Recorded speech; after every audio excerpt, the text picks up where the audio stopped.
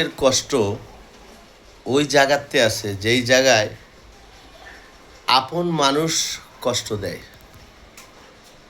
যদি আপন মানুষ কষ্ট না দেয়, দেখেন অনেক রকম কথা কইলেও মনে কষ্ট লাগে না, কিন্তু আপন মানুষ যদি কষ্ট দেয় ওইটা মেনে নেওয়া যায় না। আসলে এই জিনিসটা কেন জানি হয় আমি নিজেও জানি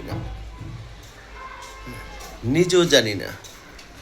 আসলে আমার জীবনটাই মানুষের এই অধপথেই চলে গেল। মানুষের এই অধপথ নিয়েই কিন্তু আসলে আমার জীবনটা। কথা হচ্ছেন, আপন মানুষ যাকে মনে করবেন সেই দেখবেন আপনাকে কষ্টটাই দিল। কষ্টের ভাগটাই কিন্তু ওই মানুষটাই বুঝে কতটুকু কষ্ট পাইছে। তো আপনাদের সামনে আমি এই কথাটা বলার উদ্দেশ্য,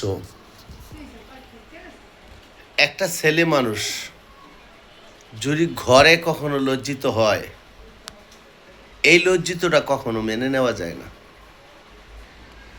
দেখেন, একটা ছেলে যেভাবে হোক, যদিও সে ঘরে সম্মানটা রাখার জন্য যদি সে একটা মিথ্যা কথা বলে যে আমার সম্মানটা আমার থাকবে, একটা মানুষ আমার ব্যাপারে অনেক কিছু জানে না, তারপরেও কিন্তু সেই মানুষটা যদি ঘরে আসার পরে ঘরের মানুষ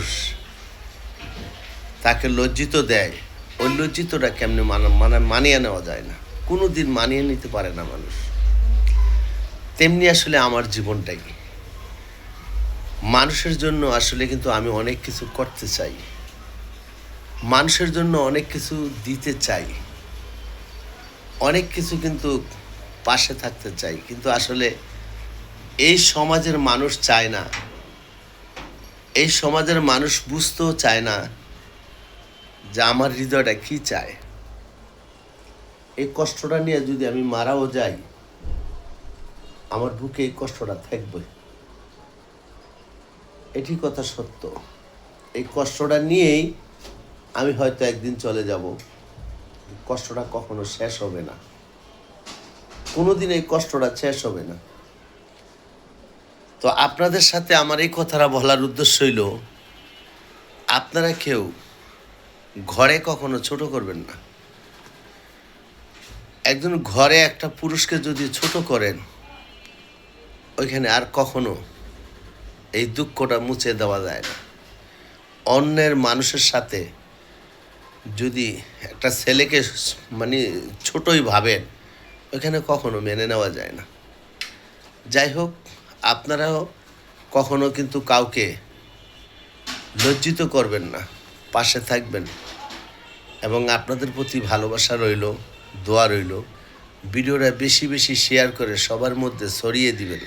যদি আমার কথাটা সত্যি হয়ে থাকে, আপনারা একটু শেয়ার করে দিবেন। আল্লাহ হাফেজ, ভালো থাকেন।